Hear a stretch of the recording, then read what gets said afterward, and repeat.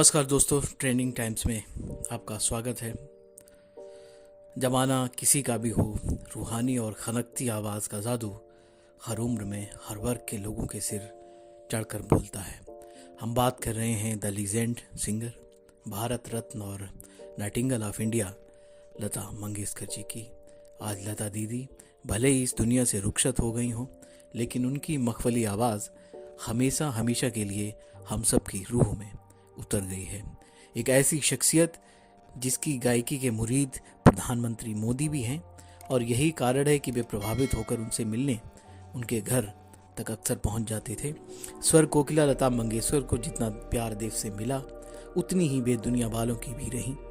लता जी को मशहूर होने के बाद तो सभी ने जाना, लेकिन मुफलिसी के दिनों में उन्होंने किस तरह से दिन गुजारे ये बहुत कम ही लोगों को पता है। उनके दिल की कसक इन गानों से बहुत अच्छी तरह बयां होती रही। लता मंगेशकर जो आज सभी की जुबान पर हैं, जिन्होंने बॉलीवुड की चमक धमक से लेकर कई उतार चढ़ाव देखे, सिनेमा जगत के गलियारों में कई सितारों को आते जाते आपने देखा होगा, लेकिन लता मंगेशकर ने बॉलीवुड में खुद के लिए जो मकाम हासिल किया, जो जगह बनाई, उसे उनके जाने के बाद कोई और भर नहीं सक पाएगा। अब शख्सियत इतनी बड़ी हैं तो उनसे जुड़े कई किस्से भी होंगे जिसे हर कोई जानना चाहता है। लता मंगेशकर के बचपन का नाम हेमा था, लेकिन उनके पिता दीनानाथ मंगेशकर ने एक नाटक भाव बंधन में एक चरित्र लतिका से प्रभावित होकर उनका नाम हेमा से बदलकर लता रख दिया। करीब 50,000 गाने गा चुकी लता मंगेशकर के गाने ऐसे हैं जैसे आज भी कहीं दूर से सुनाई दें तो मानो सूखे दरख्त भी हरे हो जाएं।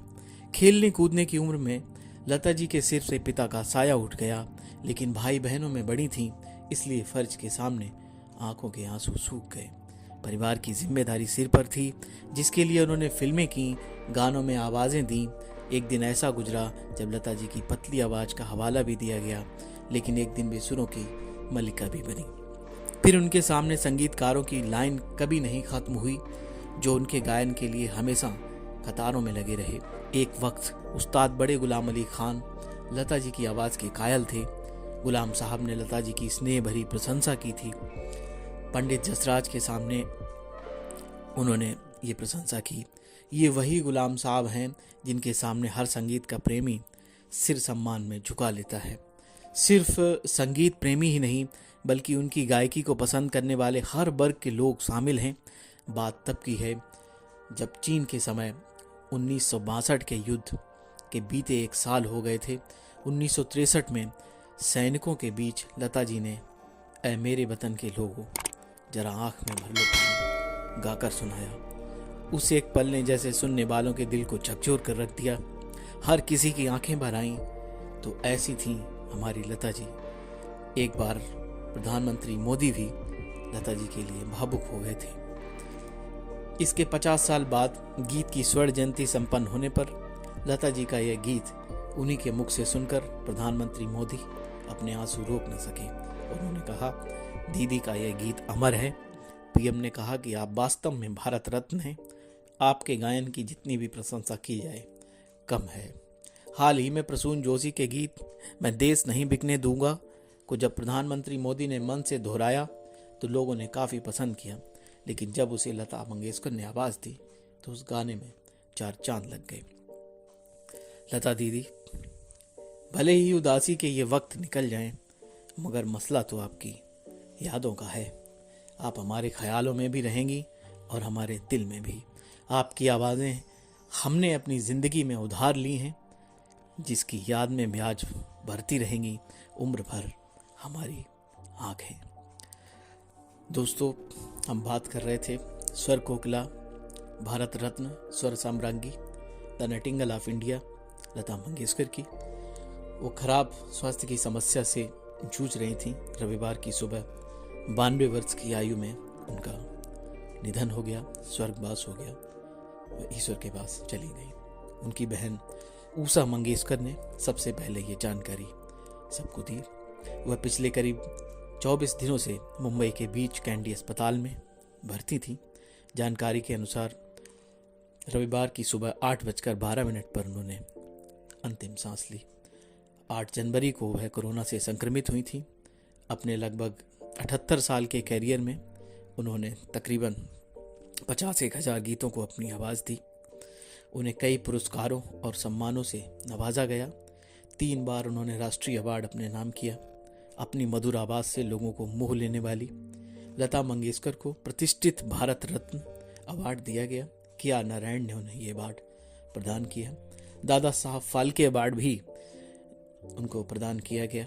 पीच कैंडी अस्पताल में उनका इलाज कर रहे डॉक्टर प्रीत समदानी ने लता मंगेशकर जी के निधन के बारे में कहा, मंगेशकर के कई अंगों ने काम करना बंद कर दिया था, जिसके चलते उनका निधन हुआ। उन्हें जनवरी में निमोनिया और कोरोना वायरस से पीड़ित होने के बाद अस्पताल में भर्ती कराया गया था। स्वर कोकिला के निधन के बाद 2 दिन के लिए देश का राष्ट्रीय ध्वज आधा झुका दिया गया है। देश में राष्ट्रीय शोक घोषित कर दिया गया है। लता मंगेशकर का अंतिम संस्कार रविवार को ही किया जाएगा। दोपहर 3 बजे तक पेडर रोड स्थित उनके घर पर पार्थिव शरीर को रखा जाएगा, जहां लोग अंतिम दर्शन कर सकेंगे।